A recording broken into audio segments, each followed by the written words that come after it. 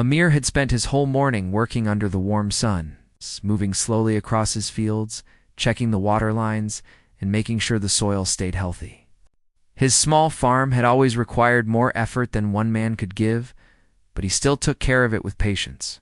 The fields were quiet, except for the soft rustle of the wind passing through the crops. It was a normal day, the kind that felt predictable and safe. He had no reason to think anything unusual would happen. But life often changed in moments when a person least expected it. As he walked toward the far end of his land, he heard a faint sound. At first, he thought it was the wind moving across the dry grass. Then he stopped and listened again. It was soft, shaky, and uneven. It sounded like weak breathing. Amir frowned and stepped closer. His farm bordered an old irrigation ditch that hadn't been used in years. Most people never came that far. He wondered if maybe an animal was hurt. He followed the sound and took a few careful steps down the uneven path. Then, as he pushed aside some tall grass, he suddenly froze. A young woman lay on the ground, curled slightly on her side, her breathing heavy and unsteady. She looked exhausted, as if she'd been struggling for a long time. Her hair was messy, her face looked tired, and her eyes barely opened when she sensed someone near. Amir's heart pounded. He had never found a person like this before alone, weak and frightened. He crouched down beside her and spoke softly, not wanting to startle her. But she didn't pull away. She lifted her head just enough to see him, and her lips trembled with words that took effort to speak. "Please, end my pain," she whispered. The sound of her voice sent a sharp ache through Amir's chest. She didn't say it loudly. It wasn't dramatic. It was simply the voice of someone who had lost all hope. Someone who believed she had no strength left to survive even one more hour. For a moment, Amir couldn't speak. He had never heard someone speak with such quiet despair. He didn't know her story, but he could see she was not asking because she wanted to give up on life. She was asking because she was afraid she couldn't continue. He slowly shook his head. "No," he said gently. "I won't do that. You're not alone now. I will help you." The woman closed her eyes as if she didn't believe him. Her breath came out uneven, and her hands trembled slightly. Amir carefully reached out and checked her pulse the way he had seen the village doctor do long ago. It was weak, but it was there. She needed water. She needed rest. She needed someone to care for her, at least for today, maybe longer. Amir knew he couldn't leave her here on the ground.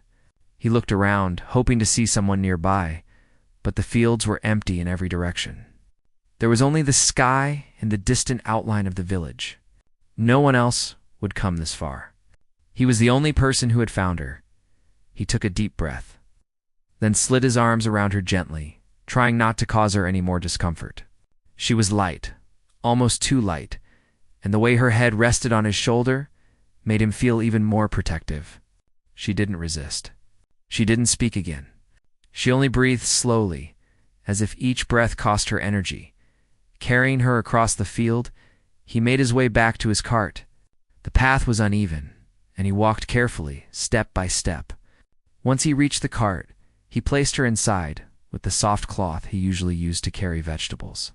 He arranged the cloth so it supported her head and shoulders. She let out a soft sigh, but didn't open her eyes. Amir climbed onto the front seat and took the reins. The cart moved slowly toward his farmhouse. As he traveled, he kept turning around to check on her. Her breathing remained steady, but weak. He whispered reassuring words even though he wasn't sure she could hear him. He told her that everything would be all right, that she had survived this far, that she would survive today too. The road to his farmhouse felt longer than usual. Amir wished the cart could move faster, but he didn't want to jolt her. He stayed patient until they finally reached his gate. The house was simple small rooms, old wooden furniture, and a yard with a few chickens wandering around. It wasn't a perfect home, but it was a safe one. Amir parked the cart close to the entrance and lifted the woman again, carrying her inside. He placed her on his bed because it was the most comfortable place he owned.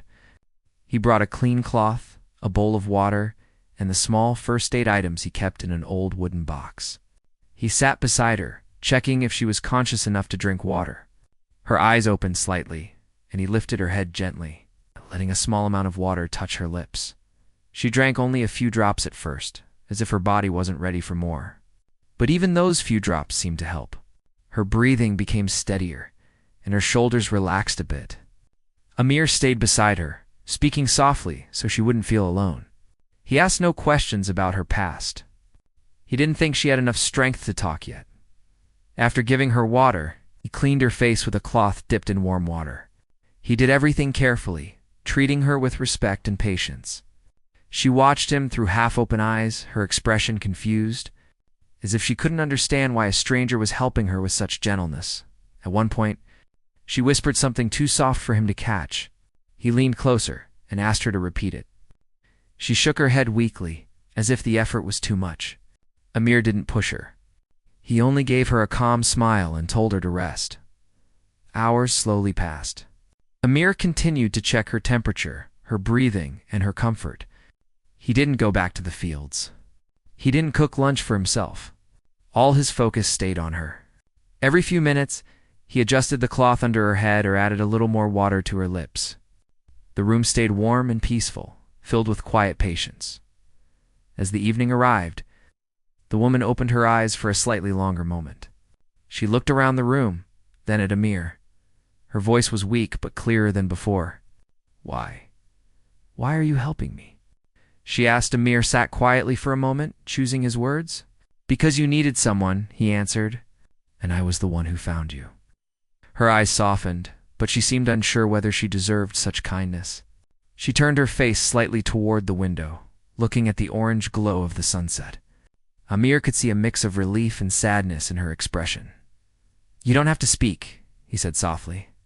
Just rest. You are safe now. Her eyes closed again, but this time her breathing was calmer. She wasn't whispering desperate requests anymore. She wasn't asking him to end her pain. She was simply resting, letting the safety of the farmhouse wrap around her. Amir stayed awake long into the night.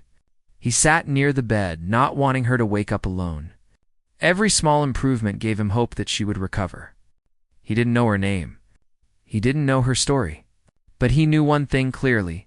She had been ready to give up, and he had refused to let her. He had chosen to save her instead. Outside, the night settled softly over the farm. And for the first time since he found her, Amir felt a quiet sense of determination. He didn't know what tomorrow would bring, but he knew he would do everything he could to help her find strength again. And somewhere deep inside, he felt that fate had brought her to his fields for a reason he didn't yet understand. Asterisk. The next morning began with soft sunlight filling the small farmhouse. Amir had barely slept.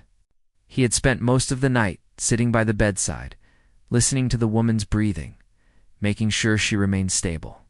Every time she shifted slightly or took a deeper breath, he opened his eyes and checked on her. His body felt tired, but his mind stayed alert. He knew she needed someone to watch over her until she was strong enough to sit up on her own. As the sun rose higher, the woman slowly woke. Her eyelashes fluttered, and her eyes opened, confused at first, as if she didn't remember where she was. She looked around the warm room, at the wooden walls, the small table, and then at Amir, sitting quietly nearby. You're awake, he said softly. His voice was gentle, as if he didn't want to startle her. She blinked several times. It took her a moment to focus her thoughts. Where am I? She asked in a weak voice. You're in my home, Amir replied. I found you near the old ditch yesterday. You were very weak. Faint memory crossed her face. She closed her eyes again, as if remembering those painful moments. When she reopened them, Amir noticed something different. Her expression no longer carried the heavy despair from the day before. Instead, there was confusion and maybe a small amount of hope. He brought her a cup of water. Try to drink a little, he said. She hesitated, then raised her hand slightly. Her fingers trembled. Amir supported her carefully, helping her lift her head. She sipped the water slowly. Even a few sips seemed to give her a spark of energy. Thank you, she whispered, leaning back against the pillow. Amir gave her a small, warm smile. You don't have to thank me. Just focus on resting. He'd already prepared a simple breakfast for her, soft bread soaked in warm milk. He placed it near the bed and waited until she gained enough strength to eat. She lifted her hand again, this time more steadily, and took a small bite. It was the first proper food she had eaten in days. He noticed her eyes soften with relief as her body accepted the warmth of the meal. After she finished eating, she rested again. Amir carefully cleaned her small injuries with warm water. She didn't pull away. Instead, she watched him with quiet curiosity. He didn't rush. Every movement he made showed patience and respect. Hours passed like this, slow, calm, steady. The house was peaceful. Birds chirped outside, and the wind moved gently through the trees. The world felt simple inside that room, almost as if time had slowed down for her healing. Later that afternoon, she opened her eyes with a little more strength than before. "What is your name?" she asked softly. "Amir," he answered. She nodded slightly. "I'm Zara." Saying her name seemed to give her a small sense of identity again. Amir repeated it gently, so she knew he had heard. "Zara. It's a beautiful name." For a brief moment, a faint smile touched her lips, the first one he had seen from her. She turned her head slightly, noticing how he had rearranged his own blanket on the floor instead of sleeping on the bed. "You stayed here all night?" she asked quietly. "I didn't want you to wake up alone," he said simply. Her eyes softened, filled with an emotion she couldn't describe. She had been running for so long, facing fear after fear, always alone. Having someone stay awake to protect her felt unfamiliar but comforting. She wanted to ask more questions, but her body needed rest. She slept again for several hours. Amir went outside to do small tasks around the farm, but he returned every few minutes to check on her, making sure she was still comfortable. By late afternoon, her strength had improved enough for her to sit up with support. Amir helped her lean against extra pillows. She looked out the window, noticing the golden fields, the chickens wandering around, and the little path leading to the well. It was a peaceful place, far different from the road she had traveled before reaching the farm. "You're safe here," Amir told her quietly, as he saw the uncertainty in her eyes. She nodded slowly. "It feels safe," she admitted. "I haven't felt safe in a long time." He didn't ask what had happened. He sensed she needed time before speaking about her past. Some stories needed patience, and he wasn't going to rush her. That evening, he prepared a light soup for her. When he brought it to her, she tried lifting the bowl, but her hands were still unsteady. Without saying anything, Amir held the bowl and gently helped her take small sips. She looked embarrassed at first, but he simply smiled to reassure her. "Everyone needs help sometimes," he said. "There's nothing wrong with that." Zara looked at him with gratitude. She couldn't understand why he cared so much. Most strangers would have walked past her, or maybe called someone else to deal with her. But Amir had carried her himself, stayed awake all night, fed her, and treated her with kindness. As night settled outside, Zara shifted slightly under the blanket. "Why did you help me yesterday?" she asked suddenly, her voice quiet but sincere. "I was so weak. I thought I was a burden." Amir shook his head.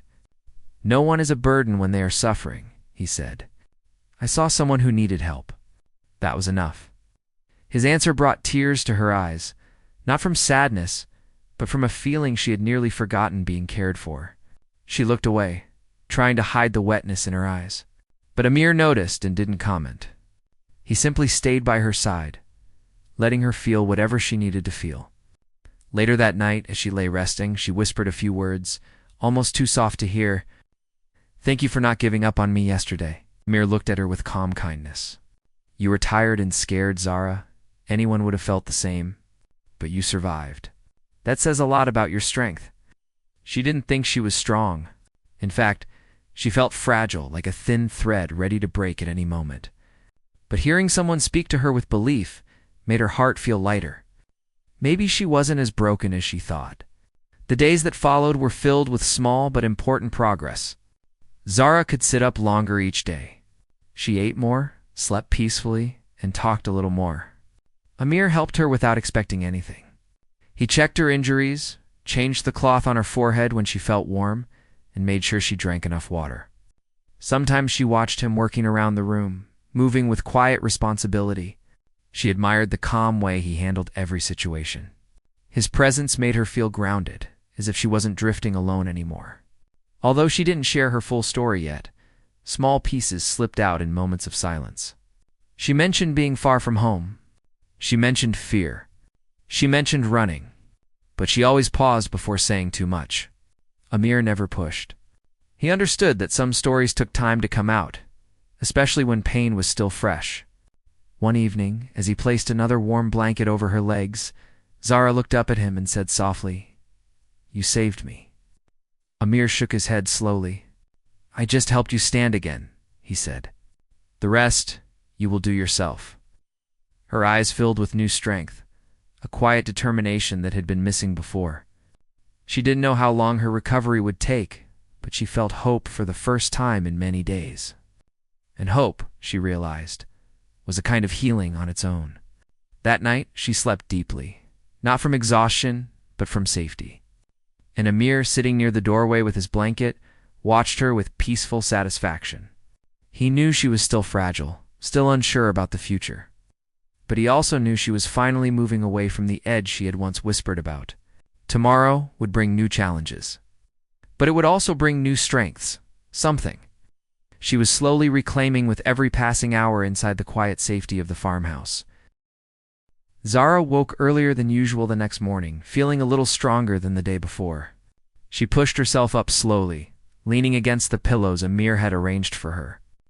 Her body still felt weak, but there was a new steadiness in her breaths. The room was quiet, except for the gentle chirping of birds outside, and the sunlight entered through the small window. Warming the air, Amir stepped in just as she adjusted the blanket on her lap.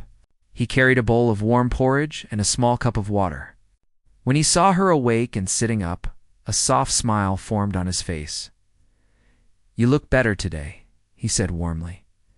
Zara nodded. "I feel a little stronger," she replied. She took the bowl from him this time, her hands no longer trembling as much. Amir watched her eat with patient eyes, noticing how carefully she tried to hold herself. She was healing, but he knew it wasn't only her body, it was her spirit too. Every day she was recovering a piece of herself that had been lost somewhere along her. It's a difficult journey. After she finished eating, Amir placed the dishes aside and opened the window a little wider so fresh air could enter. The breeze was cool and soft. Zara closed her eyes for a moment, enjoying the feeling. "It's peaceful here," she whispered. Amir nodded. "The farm doesn't change much. Maybe that's why it feels calm." Zara leaned her head slightly against the wall.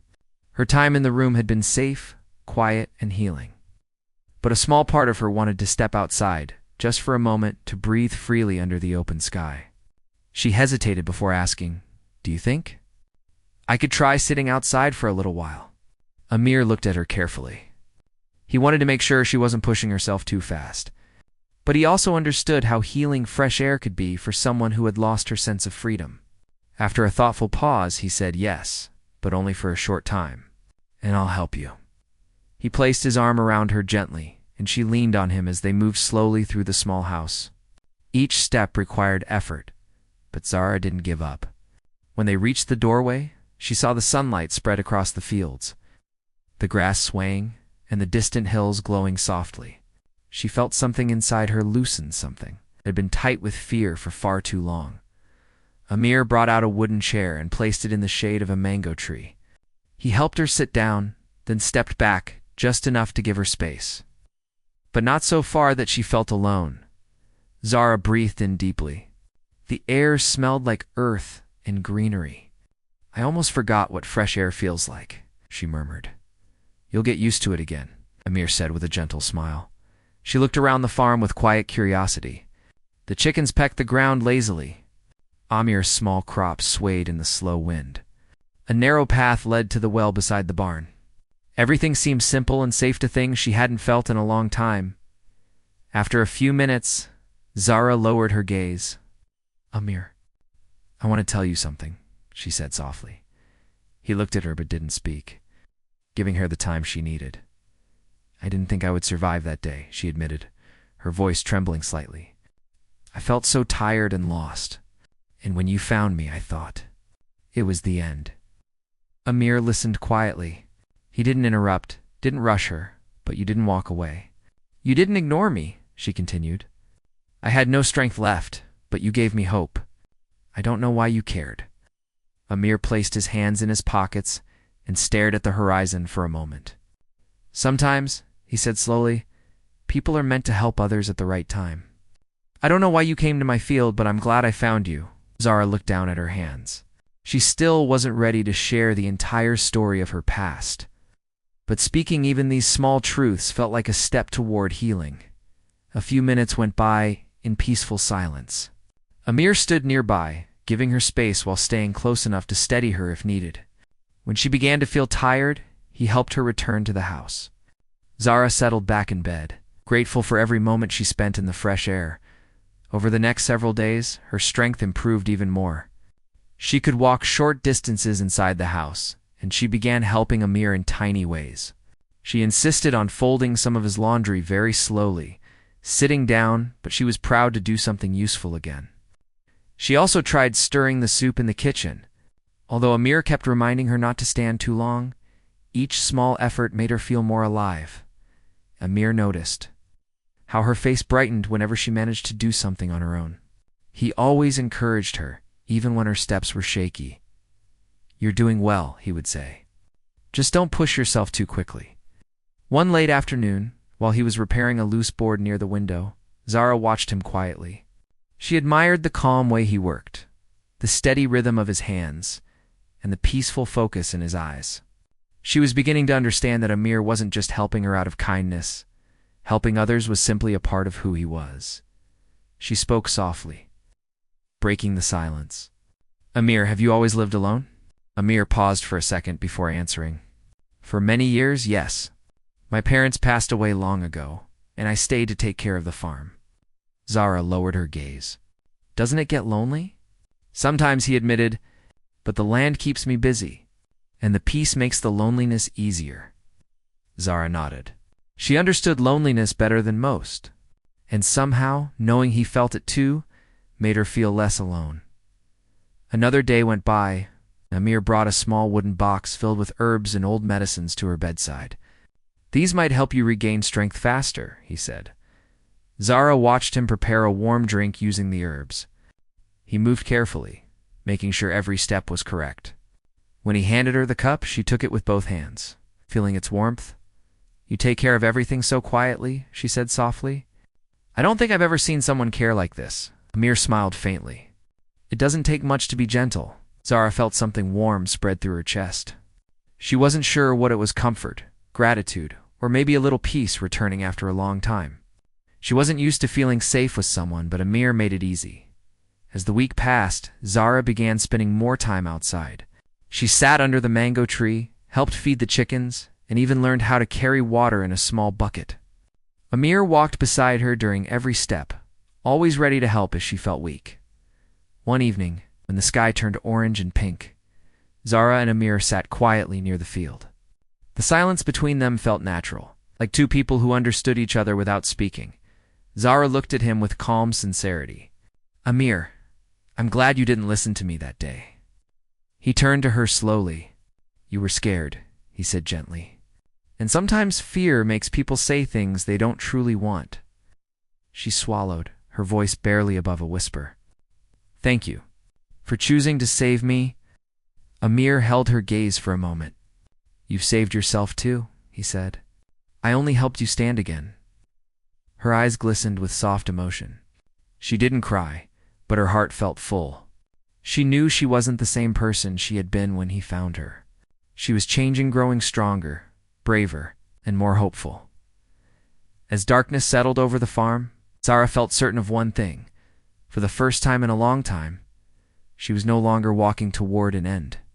She was walking toward a beginning, and her journey back to life had started in the quiet safety of Amir's farmhouse, if you want. I can now expand part 4 into 1,300 words in the same style. Zara woke to the soft sound of morning birds, feeling calmer than she had in weeks. The sunlight entered the window gently, lighting the room in a warm, golden shade. She stretched her arms slowly and noticed how much stronger she felt. Only a short time ago, even lifting her hand had been difficult.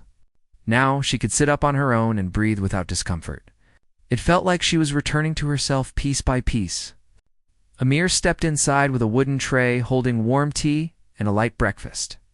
When he saw her already sitting up, he smiled with quiet pride. "You're improving fast," he said. Zara returned the smile. "It feels like a new day," she replied softly. He placed the tray on the small table beside the bed and handed her the tea. She took it with steady hands, surprised at how far she had come. They shared a calm silence while she ate, and Amir watched her with a peaceful expression. He wasn't the kind of man who showed excitement loudly, but the relief in his eyes was easy to read. He was happy she was healing. After breakfast, Zara took a slow walk around the house. Amir stayed beside her, not holding her arm unless she needed it, giving her space, but always ready to help. She moved with more confidence than before. Her steps were careful but steady. She stopped near the open doorway and looked outside at the fields stretching across the land. "I think I'm strong enough now," she said softly. Amir didn't ask her what she meant. He already knew. She was talking about leaving the farmhouse and starting her life again. He nodded slowly, accepting the truth with a calm heart. He had known this day would come sooner or later. People healed, and eventually they needed to return to their own paths. Zara stepped outside and walked toward the mango tree where she often sat. The breeze felt cool against her face, and the tree provided its familiar shade. She placed her hand on the trunk and closed her eyes, breathing in deeply. She remembered the first time she sat there weak, frightened, unsure if she could ever stand again. Now she stood under the same branches, but she was different. She felt lighter, stronger, and ready to face the world. Amir joined her and leaned against the tree trunk with his arms crossed. "You look more like yourself today," he said kindly. She looked at him with a gentle smile. "I feel more like myself, too." They stood there quietly for a moment, listening to the sounds of the farm, the rustling leaves, the distant clucking of chickens, and the soft creaking of the old barn. It felt peaceful, but behind that peace was an unspoken truth. Zara had been here long enough to heal, and now she needed to decide her future. "Amir," she said slowly, "I've been thinking. I can't stay here forever. I need to find a safe place. I need to rebuild my life." He listened without interrupting. She continued, "But I'm afraid. Not the same kind of fear I had before, just fear of starting again." Amir nodded. "That fear is normal," he said. "Starting again is difficult. But you're strong enough for it now." Zara looked at the fields stretching across the distance. "I don't know where to go," she admitted softly. "We'll find a place," Amir replied, "and I'll help you get there." She turned to him in surprise. "You've already done so much for me. Doesn't mean I stop now," he said simply. "Helping someone doesn't end when they walk out the door." Her eyes softened. She knew he meant every word. His kindness wasn't temporary, and it wasn't something he gave expecting anything in return. It was part of who he was, steady, quiet, and sincere. Over the next few days, Zara and Amir talked about her future. She didn't want to return to the place where she had suffered. She wanted a new start, far from fear and uncertainty. Amir helped her think through her choices, offering suggestions but never making the decision for her. He respected her independence and wanted her to choose the path she felt right about. When Zara finally decided on a small, peaceful town not too far from the village, Amir helped her plan the journey. They organized the essentials she would need: clean clothes, food for the road, and a little money he insisted she'd take with her. She tried to refuse at first, but Amir firmly placed it in her hands. "Take it," he said calmly. "It's not charity. It's support. And everyone needs support when they start fresh." Zara accepted it with a quiet nod. She knew he was right. The night before she was set to leave, she sat on the porch and looked at the sky filled with stars. Amir sat beside her, both of them wrapped in a comfortable silence. She felt grateful, but she also felt a gentle sadness. She would miss this place, the calm fields, the warm room, the shade of the mango tree, but most of all, she would miss the man who had become her source of strength. "Amir," she whispered after a long silence, "you saved my life." Shook his head slowly. "You gave your life a chance. I only helped you when you needed it." "That's not a small thing," she said softly. You believed in me when I had nothing left. Amir looked at her gently. Everyone deserves someone who believes in them, even when they can't believe in themselves. Her eyes filled with quiet emotion. She didn't cry, but she felt the heaviness of gratitude in her chest. She looked at the stars again, letting the calm night wrap around her. The next morning, Amir prepared the cart that would take her to the nearby town. Zara dressed in the clean clothes he had given her and packed the few belongings she had. She took a slow walk around the house, wanting to remember every detail: the walls that sheltered her, the bed where she healed, the simple table where she ate, and the yard where she took her first steps again. When she reached the cart, Amir stood waiting. He helped her climb in carefully. She turned to him, her eyes warm. I don't know how to say goodbye, she said in a soft, uncertain voice. Amir gave a gentle smile. Goodbye doesn't mean the end, he replied. It just means you're moving forward. She nodded slowly.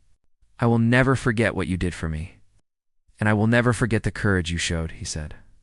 The cart began to move slowly down the dusty path.